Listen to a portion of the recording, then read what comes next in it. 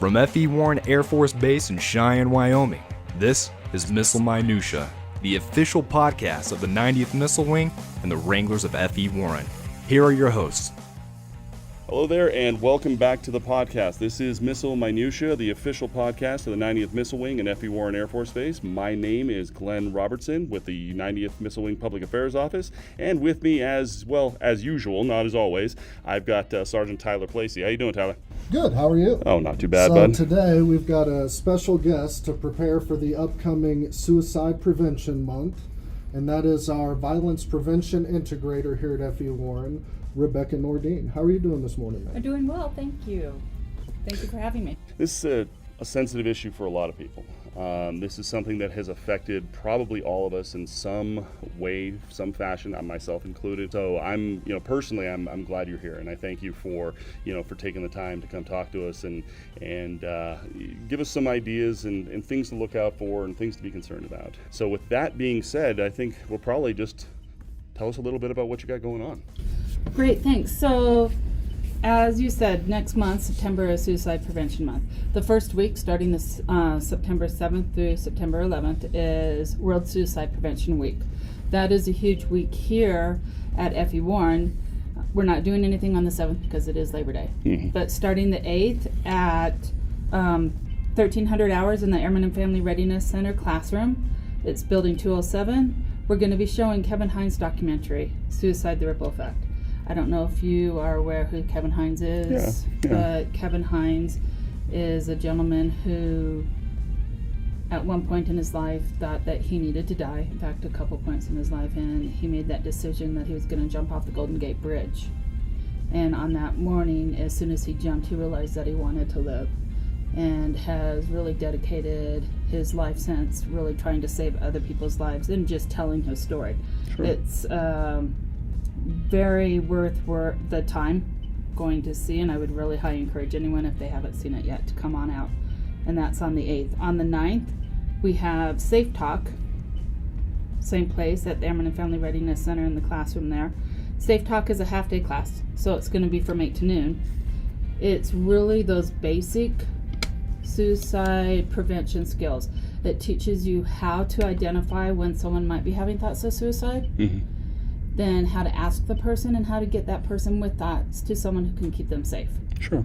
Really highly recommend it for airmen and first supervisors, young lieutenants, just learning and getting to know how to pick up on when someone might be needing their additional assistance. Sure. Now, is there any way to register for those, or is it a walk-in type deal, or?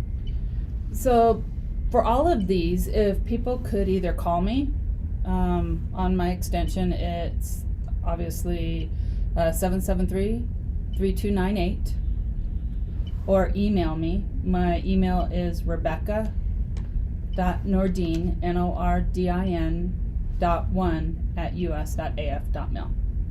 At the end of the podcast, we'll give out that information again. So if anybody doesn't have the opportunity to write it down right now, we'll get it back to you. Thank you. Then September 10th is Thursday. It is World Suicide Prevention Day. We're asking everyone who can. Obviously, those in uniform are not able to wear yellow, but civilians are family members to wear yellow on September 10th, just in recognition of Suicide Prevention Day.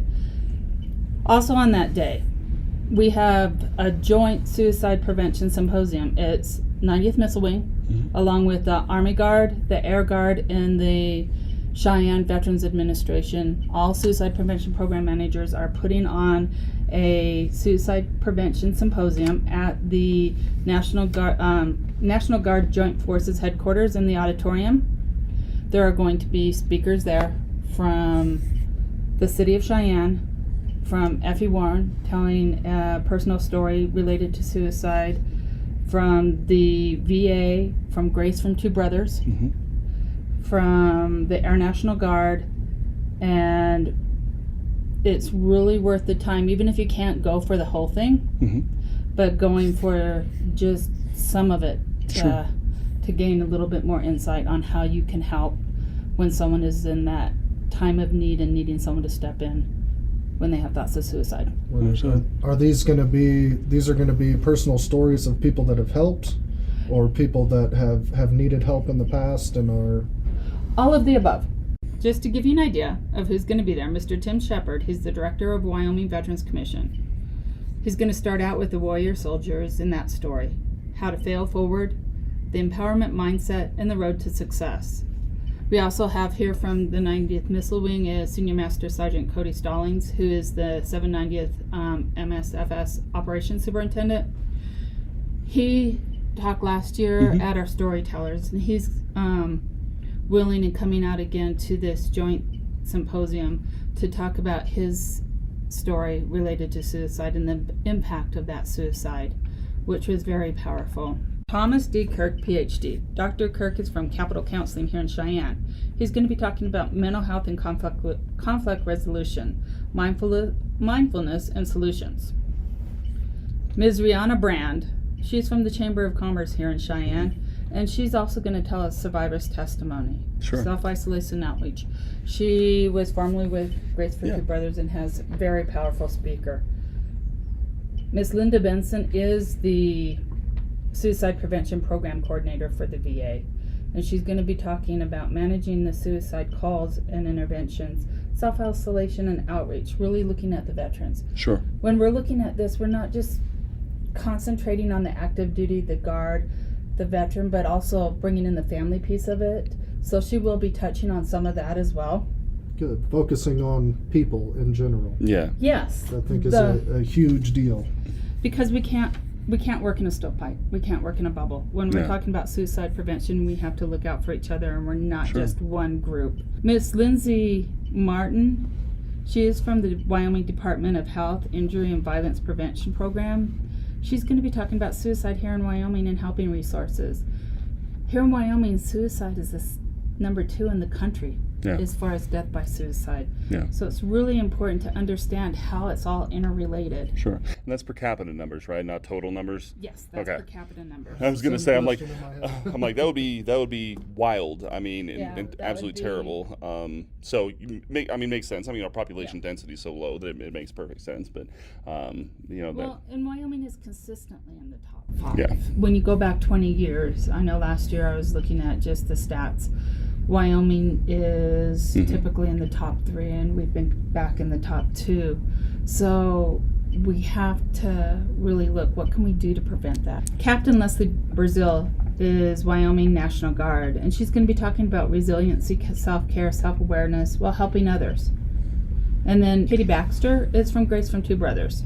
If you don't know Grace from Two Brothers, it's a huge organization here in Wyoming. A wonderful organization that I would encourage anyone to connect with you if you have the opportunity. And she's going to be talking about resources, support, and services. The symposium will conclude with Mr. Jeremy Bay. He's the Risk Reduction Coordinator. He's going to be talking about risks, setbacks, and the safety plan, and how to bring it all together. If not able to make it out to the Joint National Guard Forces headquarters on the 10th of September, no, we are trying to get it live streamed, and we'll be publishing where that is going to be live streamed so that people can watch it and actually go back and take a look at it and see it again. Because a lot of times when you're talking about suicide, going back and saying, oh, okay, that makes I get this. Sure. It's easy to get lost in your thoughts and emotions as you're hearing powerful testimony. So I understand the need to go back and kind of take it all in. Sure. And while I'm not 100%, like you mentioned, we're not sure where it's going to be streamed from, but I am fairly certain that we will be sharing that video when it's when it's taken on the wing page, because we are going to be involved with it. Like you mentioned, there's going to be a lot of valuable information, so we want to make sure that our airmen, our troops, our people have the access to that somewhat readily. So we'll be doing that as well. So we have been talking about Suicide Prevention Month, but more generally, more broadly, what would you tell an airman if he or she is worried about someone? Who should they go to if they're seeing something that concerns them, as far as the behavior in somebody that they work with or that they live with? And that's a really good point, is if you see change. People talk about risk factors and they talk about warning signs when it has to do with suicide. I like to look at the fact that let's look at it, self-care early, and when you see changes, go up to the person. Sure. You're not going to give them the idea of suicide if you ask them if they're thinking about suicide. We're all aware that suicide is out there, but just asking them. However, asking someone is scary. Especially if you're fearful of what that answer might be. The thing is, go to someone else. Don't just sit on it and think they're going to get better. Last year during one of the classes I was teaching, I had someone stand up and they self-disclosed that they had been in a really bad place over the summer. They were feeling really down. They got to the point, though, that they knew they needed help. They went in, they got the help, and they were in a good place now, in a safe place now. They brought up, though, that someone came up to them when they were in that good place and said, "Wow, how are you doing? I am so glad that you're doing better. I was really worried about you." What we need to do is go up to people and say, "I am worried about you." Not I was. Because we don't always get the chance for I was. That's the big thing that I'd like to get out there. Ask that question. If you don't have the ability to ask that question because you have that personal barrier or you're afraid of that answer, then go to someone else. Go to someone who is going to ask that question. And I really liked what you said there as far as, you might not have a chance for I was worried about you. Things can happen very quickly. You being worried about someone and not taking the steps that could have done something, that's going to sit on you forever. Well, the thing, too, is to know that it's not your fault if someone does do something. Sure. But just having the awareness and asking that question when you do see it, it is important. I think, too, one of the other things that we need to look at here is you look at relationships, it has consistently been one of the number one factors as far as risk factors for suicide. When you know someone's having a difficult relationship, check in with them, see how things are going. You talk about in the Air Force with people being in trouble. What I have seen a lot of times when someone is in trouble, people seem to isolate that person. So we're isolating them at a time when they need us the most. I like to tell people, let the administration, let the leadership take care of what needs to be done with that. But we need to be there for that person. Not everyone's suited for military service, but everyone's suited for human life. Let's be people first. Yes. Let the people who that's their job take care of that. But our job is to be human too. Right, absolutely. I never even thought about that, as far as the isolation that, it does happen. I mean, I remember from my time, active duty, the folks that would go on restriction or get in trouble, they hung out with each other. Like they would go to their workspaces, but for the most part, they were ostracized. And it's not something, I think it's just like the nature of the beast, and it doesn't have to be that way. It seems to be a lot of self-preservation in the sense that I don't want to be around that person that's getting in trouble. Right. I might get in trouble. But I think it's more important, and correct me if I'm wrong, that you're there for a person before you're worried about getting in trouble for yourself or what have you. Just service before self, and part of that service is taking care of people, and that's I think the main reason for this podcast. We want to make sure that people are taken care of, and we've talked a lot about how to approach someone that's going through something, or you see change in and you're worried about. What about those folks that might be listening that are the ones going through that? I would encourage anyone who's having any thoughts of suicide, or is even before it's at the place, having those stressors. Talk to someone. We all feel better. How do you guys feel when you talk to someone and you just get that off your chest? Oh, fantastic. It's, it just makes that huge difference. The thing is, we have stressors in our life. You look at being in Wyoming. For being in Wyoming, a lot of people, it's a wonderful thing. But for some people, they had to look at the map to find Wyoming when they got the assignment. Sure. Some of us cried when we found out.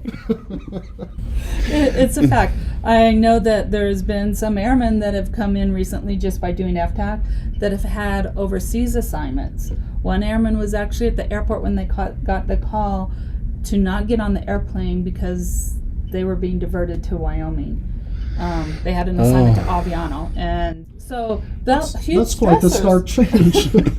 Huge stressors. Ooh, right. Sure. It's your, especially airmen, their first experience with the Air Force, but NCOs, young officers, it's their first real experience. You're adjusting to how to be in the military. Sure.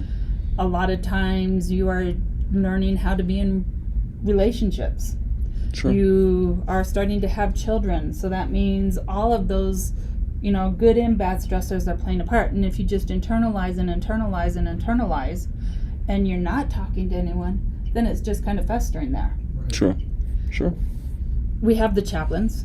Big things with the chaplains here on base is they're 100% confidential. Well, in the Air Force, confidentiality, but here on base, I think it's huge because we have Security Forces Group, largest Security Forces Group in the Air Force, and we have the maintenance side, so it's not as scary to talk to a chaplain. Sure. Chaplains will talk to someone without that religious overtone. Sure. And we have fantastic chaplains here. They're phenomenal to speak with. And then we have the MFLACs, military family life counselors. They are licensed clinicians who are contracted. We have one embedded in Security Forces. We have another one coming in who's going to be embedded in Security Forces Group. We're in between right now, but we should have Royce coming back, hopefully, who will be back at Airmen and Family Readiness. You can talk to them. They are a non-medical counseling. They're a lower level of care. Those stressors that I was just talking about, they're able to just kind of unpack them. Sure. So that you are able to move forward. Sure. And right. I've had great experiences with the MFLAC. When I was in Charleston, I went and spoke to an MFLAC about going through a separation and divorce and things like that, and it definitely made it a lot easier. It turned that stressor into something that I could learn how to deal with other things, not just what I was going through at the time. So. Exactly, and that's why they're here. They're here to provide that lower level of care. Now, if you need a higher level of care, mental health is here. But there are so many avenues before you even get to that point. You have Military One Source, that they have that lower level of care. They're able to help out with those things that are just kind of festering, those stressors that are there, so that you can unpack them.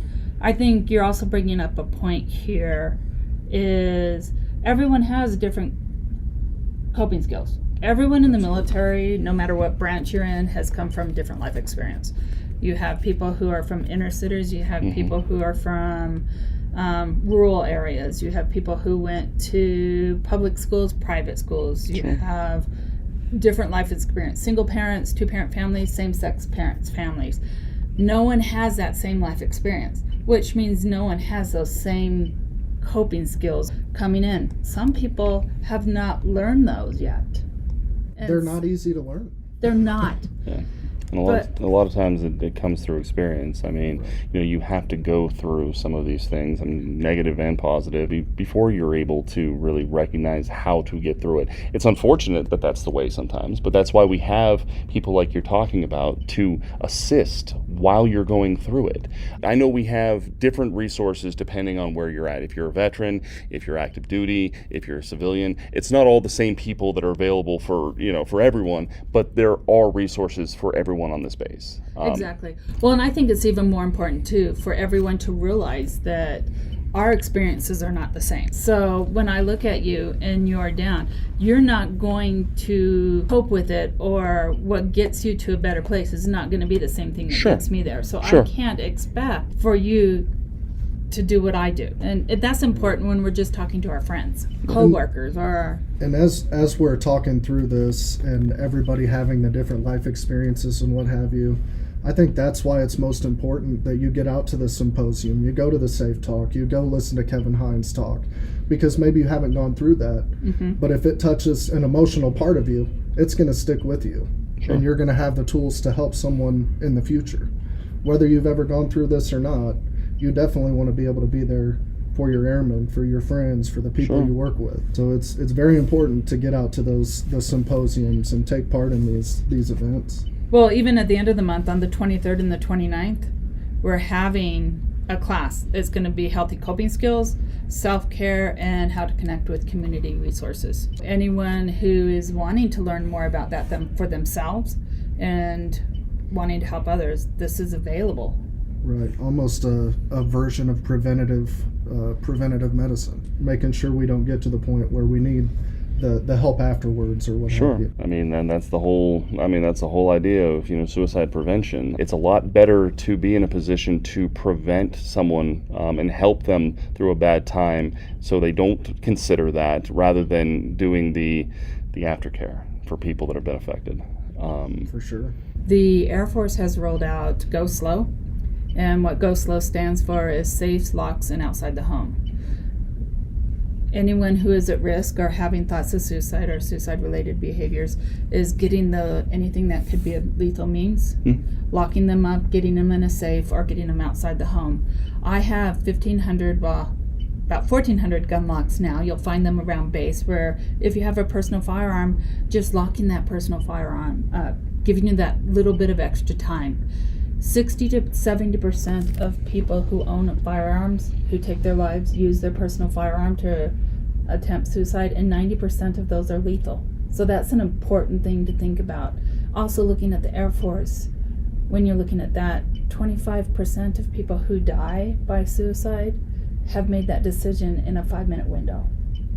So when we're looking at that, just getting a little bit safer and getting those things out of reach, so that it's more likely someone is going to be able to get that help than take their life. Right, and where are a couple of places that you can find those locks if someone's looking for them? Well, almost all the first sergeants. The first sergeants have been given a box of locks. They have them over at the med group. So if you're going over for your PHA, they have them just on display there. They have them at the BX in the firearms area. So you're going to start seeing them more and more places. I have them in my office, and they're on display there for anyone to take. And if you need more, if you're a supervisor or if you're who's run out, anyone can come by and I will give you the box so that we can get them out and get those to people to.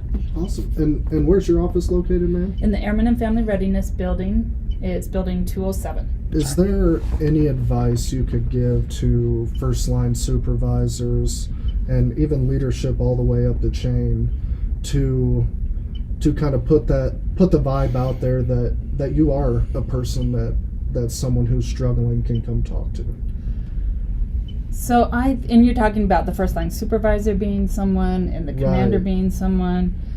That human factor is so important. I think the first line supervisor is really going to be the critical link in suicide prevention. That first line supervisor getting out there, if you feel uncomfortable about talking about suicide, take advantage of some of these courses we have available. I highly recommend going to Safe Talk for a first line supervisor, getting those skills so that you feel comfortable, and that way someone's going to be more approachable. Sure. When commanders, Assist is a great program. We do have that on base, and that's a 2-day program that provides even more skills for those commanders. I know last year we had a group commander that attended that 2-day course. It's just learning and being there and being approachable, and it's hard to teach someone to be approachable. I mean, especially in certain positions, the military definitely breeds a mentality when it comes to approachability of people as they progress. Now, I think that we have a really good group of commanders who don't necessarily, have that, mystique of don't talk to me. We can look at most of the commanders on the base, I would say. And it starts at the top. Yeah, absolutely. I've never been around a more approachable commander than Colonel Benetti. Yeah. I agree 100%. I think Colonel Benetti sets a great tone for the leadership here as far as approachability, and he supports people getting out and getting to know their people, and he supports everything to do with the suicide prevention program here. And as far as the commanders, it's a great group of commanders. I know commanders are reaching out and doing what they can to see how they can make that difference. So sometimes I think, though, with younger airmen, younger lieutenants, even though the commander is approachable, that installed fear of that rank is what they're seeing and not seeing that person. And that's where your frontline supervisors and your wingmen, your peers come in. Yeah. If you don't feel comfortable going up the chain, certainly reach out to someone. Yeah. I was going to say, Anyone. there's got to be a supervisor in your workspace that you can talk to. I think that's one thing. I mean, I know we've kind of banged on that drum a lot during this, but don't suffer alone. If you're Just talk to someone. Exactly. If you're out there, if you're listening to this, and and you're thinking something negative, you're even considering, God forbid, this, talk to someone. You do not have to do this alone. And also know too, there's the suicide hotline. Wyoming just put one in place. Well, and that's the national hotline. Oh, The big okay. thing with that hotline is it's now in Wyoming.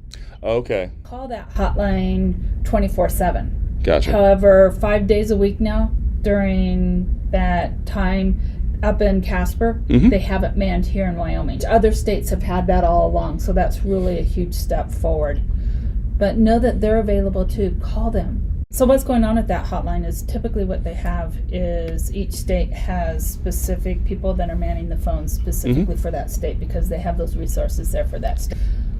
What has been introduced now is Wyoming has someone here in the state that is able to provide those state resources. That's It's great. not 24/7. So when you call the number, you're still going to get the suicide prevention hotline. No matter, you're not going to ever not Sure. reach someone. Cool. The only other thing I would say too, I mean, if you're not knowing who you can talk to, if you drop in my office and say, "Hey, Rebecca, I heard you talking and that you were talking about these resources.